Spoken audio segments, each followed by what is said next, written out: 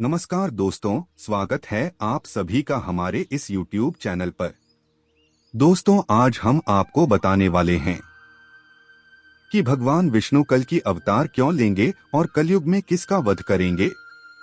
तो अगर आपको यह समझना है कि भगवान विष्णु कल की अवतार ले लिया है या लेने वाले हैं और इस कलयुग में भगवान विष्णु किसका वध करेंगे, यह सारी जानकारी जानने के लिए आप वीडियो के अंत तक बने रहे।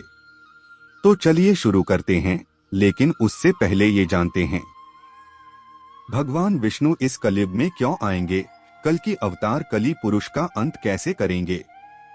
यह जानने से पहले हम थोड़ा कली पुरुष के बारे में जानते हैं।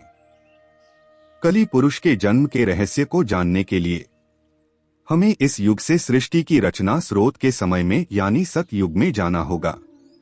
मित्रों, सतयुग में समुद्र मंथन की कहानी आप सबने सुनी होगी। समुद्र मंथन के लिए मंदराचल पर्वत को गरुड़ देव ने अपनी चोंच में उठाकर क्षीरसागर में रखा और सरप राज बासुकी को उस पर्वत में लपेटकर रस्से के रूप में प्रयोग किया गया। समुद्र मंथन विष्णु पुराण राक्षस गण बासुकीनाथ के मुखी और देवता पूछ की ओर लगे थे, परंतु मंथन हो नहीं पा रहा था क्योंकि मंदराचल पर्वत का आधार घूम नहीं रहा था। तब भगवान विष्णु ने कछुए का अवतार लेकर मंदराचल पर्वत को अपनी पीठ पर रखा। इस प्रकार समुद्र मंथन की शुरुआत हुई। उसमें बहुत सारे कीमती आभूषणों के साथ पहले हलाहल नामक तेज विष निकला। भगवान विष्णु को इस विष के बारे में पहले से ही पता था। उन्होंने देवताओं को इस बारे में पहले इसलिए नहीं बताया क्योंकि वह जानते थे अगर उन्होंने देवताओं को इस विष के बारे में बता दिया तो वह विष के कारण इस मंथन को नहीं करेंगे, इसलिए उन्हें सिर्फ अमृत के बारे में बताया गया।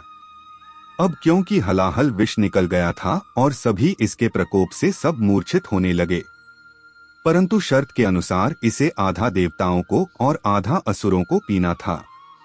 परंतु दोनों में हलाहल विष के इस तेज को सहन करने की शक्ति नहीं थी। फिर भगवान भोलेनाथ ने भगवान विष्णु के कहने पर विष का पान किया हुआ, परंतु इस विष के तेज से भोलेनाथ जलने लगे। तब शक्तिरूपी देवी मां पार्वती ने पुष्प विष को अपने हाथों से भोलेनाथ जी के गले में ही रोक दिया। इस विष के प्रभाव से भोलेनाथ का कंठ नीला पड़ गया। तब से भोलेनाथ का नाम नीलकंठ पड़ गया।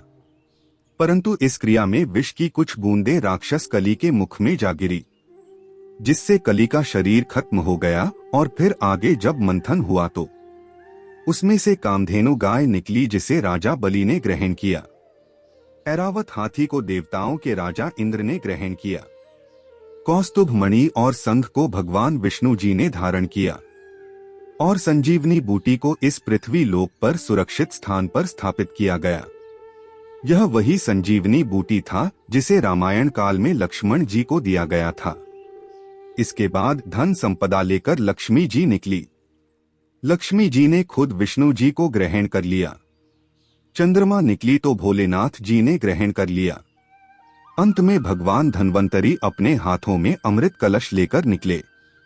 इस अमृत कलश की देवता और राक्षस छीना झपटी करने लगे और इसी छीना झपटी में अमृत की कुछ बूंदें समुद्र में और कुछ उज्जैन नासिक प्रयागराज में गिरी और कहा जाता है कि हर 12 वर्ष पर फिर से वह अमृत प्रकट होता है और उस वक्त स्नान करने से रोग दोष दूर हो जाते हैं। और इसी अमृत की कुछ बूंदें कली पुरुष के मुख में गिर गई, जिससे वह फिर से जीवित हो उठा, परंतु वह भौतिक रूप में न आ सका। वह बिना शरीर के जीवित हो गया और अमृत की बूंदों से अमर हो गया। कल की पुराण के अनुसार कलियुग के अंत समय में कली पुरुष अपने भौतिक रूप में वापस आ जाएगा। कली पुरुष अभी अपने भौतिक रूप में नहीं है, परंतु उसने अपनी शक्तियों से सारे मनुष्य को अपने बस में कर रखा है। उसने अपनी शक्ति, काम, वासना, क्रोध और मोह का जाल इंसानों पर फैला रखा है।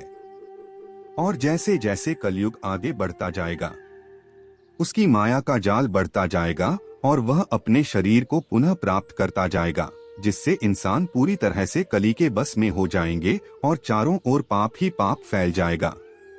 और कली पुरुष को ही खत्म करने के लिए भगवान विष्णु कल की अवतार में इस कलयुग में जन्म लेंगे। तो चलिए अब जानते हैं भगवान विष्णु को कल की अवतार में कैसे देखा या पहचाना जाएगा?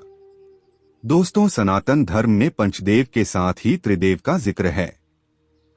वही त्रिदेव में ब्रह्मा, विष्णु और शिव शामिल हैं, जिनके काम आपस में बंटे होने का भी जिक्र मिलता है।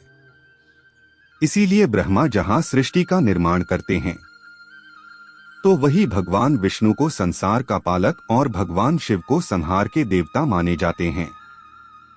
वही हिंदू ग्रंथों के अनुसार जब जब धरती पर पाप बढ़ा है, तब भगवान विष्णु किसी न किसी रूप में धरती पर पापियों का विनाश करने के लिए प्रकट होते हैं।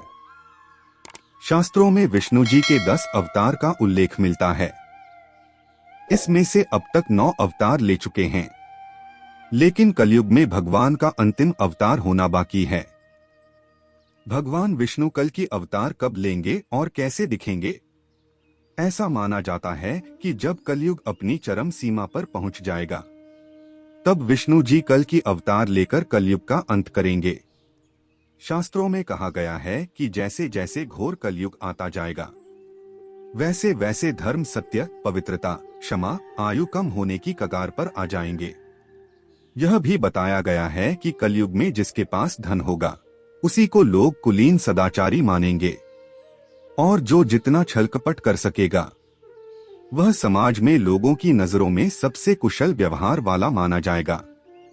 माना जाता है कि जिस तरह से आज के समय में वारदात घटनाएं सामने आ रही है, एक समय ऐसा भी आएगा जब ऐसी घटनाएं अपने चरम पर होंगी। कलयुग का अंत कब होगा और कैसे हरकतें करेंगे लोग? एक इंसान दूसरे खून का प्यासा हो जाएगा। गरीब से लेकर अमीर लोगों में जलन होने लगेगी। धर्म को ना मानने वालों का बोलबाला होगा। जिस तरह से प्रजा को संभालने के लिए एक राजा हमेशा मौजूद होता है, लेकिन आने वाली घोर कलयुग के समय में किसी भी शहर का राजा कोई नहीं होगा। वहां केवल अधर्मियों का राज होगा। मान्यता है कि एक समय ऐसा भी आएगा जब चारों ओर अकाल पड़ जाएगा। लोग भोजन को छोड़कर जानवरों की तरह पत्तियां खाकर अपना जीवन व्यतीत करेंगे। इस युग में लोगों में सिर्फ असंतोष दिखाई देगा, और जैसे जैसे घरों में पूजा पाठ का अंत होगा, लोग धर्म में पाखंड से जुड़ने लगेंगे। तब भगवान विष्णु कल की अवतार में आएंगे और कलयुग का अंत हो जाएगा। उसके बाद धर्म की स्थापना करेंगे। कल की अवतार आज भी लोगों के लिए एक रहस्य है। ऐसे में हर कोई जानना चाहता है कि भगवान विष्णु अपना कल की अवतार कब लेंगे और कहां लेंगे और उनका रूप कैसा होगा। वही भागवत पुराण में लिखा है कि भगवान कल की अवतार कलयुग के अंत और सतयुग के संधिकाल में होगा। शास्त्रों की मानें तो प्रभु श्री राम और श्री कृष्ण का अवतार भी अपने अपने युगों के अंत में हुआ था।